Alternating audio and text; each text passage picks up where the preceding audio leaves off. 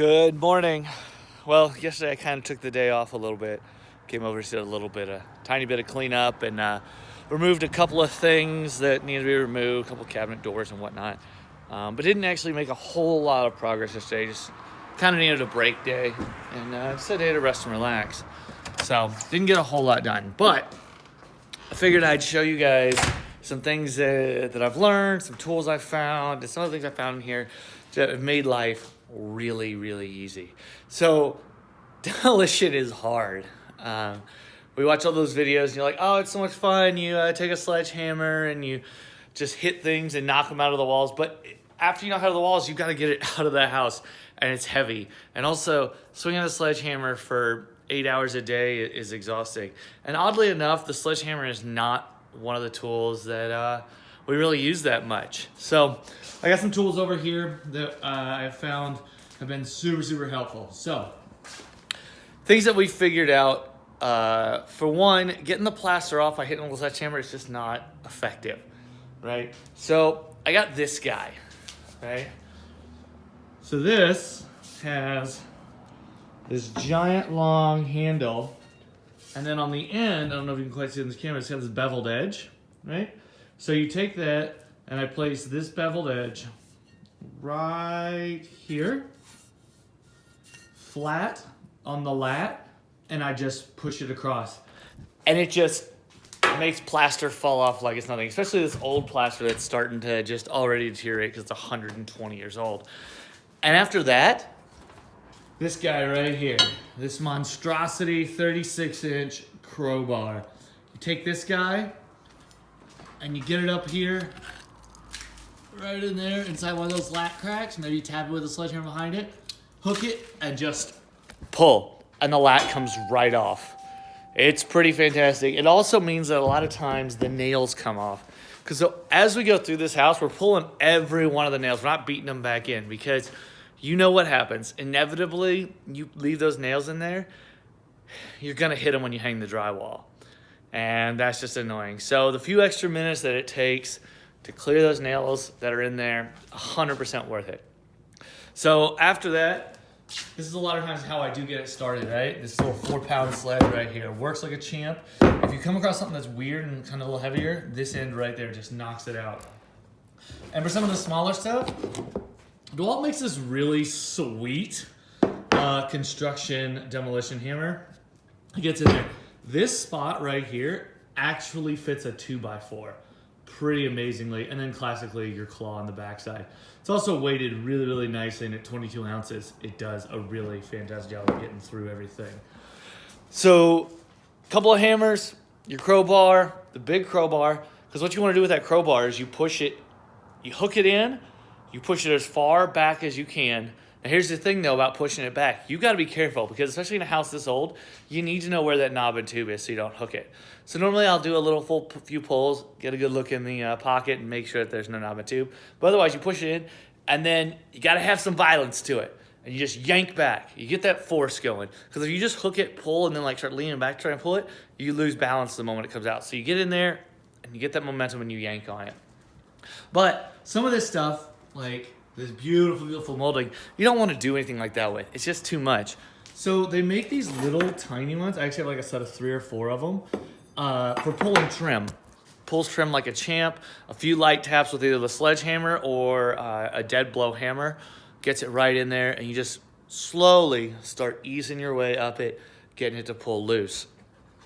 And sometimes for the more stubborn nails, these little claw foots, crow's foot or whatever they want to call it, are great. But if we look up, what do you do when it's coming down on top of you? You got to have a full face mask, right? These things are amazing. The debris just bounces right off of it, helps you breathe because that all gets in the air. And it's cool because you just watch it, it comes off. It's a little annoying if it gets in your hair, but you're taking a shower every night anyways. So there's that. The other thing is, everyone buys like really expensive, fancy gloves. You tear things up doing this like real fast. So I actually got these little nitrile gloves. You can buy them in like a pack of, I think I bought a pack of 8 pairs for like $16. And I've only actually gone through 2 pairs of them the whole time I've been in here. So that's pretty sweet because as I go through them, I'm just toss them. And I don't care because they're a whole $2 each. But once all this plaster and lat ends up on the floor, you got to get it up. You got to get it out, right? Bam! 2 of the best things ever. This giant aluminum coal shovel is fantastic. I actually have a plastic one also.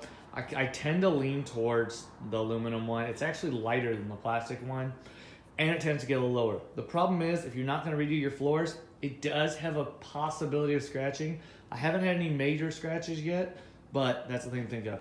And then this big old bulldozer aluminum dustpan. Amazing, phenomenal. Why one of the best things? Way better than any of the plastic stuff that's out there. It's light, it's strong, it's stout. It's definitely the way to go. So like those are probably the number one things that are getting used right now in this house. We've got a few times we've had to use a drill or a Sawzall or a couple other little things here and there. But for the most part, those are what gets used. So I've got a couple sets of those. And when I've got people in here, they're just chugging away at it. So that's pretty nice to be able to have that stuff. So as we've been going through, we've been finding some interesting things in the walls. And you've got this right here. Right. So this long bar, this is what used to run the gas for the lighting on out. It's a pretty cool little piece. And compared to modern stuff, it's really interesting because it's wavy and crooked and just not quite perfect all the way around. But you know it worked. It probably worked like a champ really well. And it's really neat to see that somebody that was obviously bent with like a vise and just made to work, which is pretty cool. We also found down in one of the returns for the ventilation system this cool old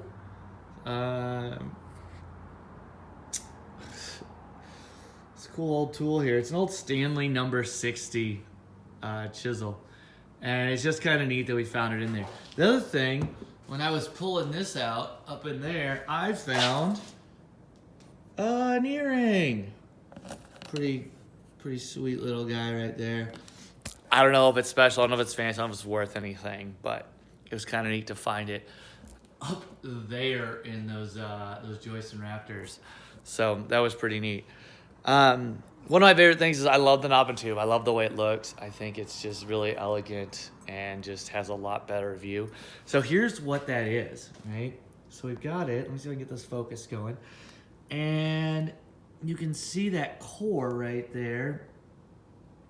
And then this fabric is what that is on the outside that runs along it. And then right here, these are the porcelain pieces, insulators. So this is what actually goes through the wood. So they could run it through. And you can see some of them right there that are still in there. And that's so that if the wire got hot, it wasn't getting hot on the wood. And it wouldn't cause your house to burn down. Or so they thought. The other one is this little guy right here. So this sits flat, right? It nails goes all the way in. And then right in here runs your knob and tube. And that keeps the knob and tube, again, off the wood. The other thing it did was it was just high enough that a mouse could run underneath it. Because, well, old houses had mice. And it meant that the mice less likely to chew through your wiring. And when they ran underneath it, also less likely to break it. So you didn't have fried mouse in your wall. Because that would be terrible. So that was that's kind of what we've been using, kind of what we've been finding. Again, a lot of fun to research this stuff and kind of learn about it. One of the other things I've been learning is I've been looking at the moldings, is trying to figure out like what's original and then why the moldings were there. One thing I found out is the moldings were there because they just didn't have the tolerances we have nowadays. So nowadays we can get right up into the corner, we can make everything fit tight. But back then they couldn't quite do that. So a little builder's secret was we drop moldings along the side and bada bing, bada boom, you can't see it and it looks good.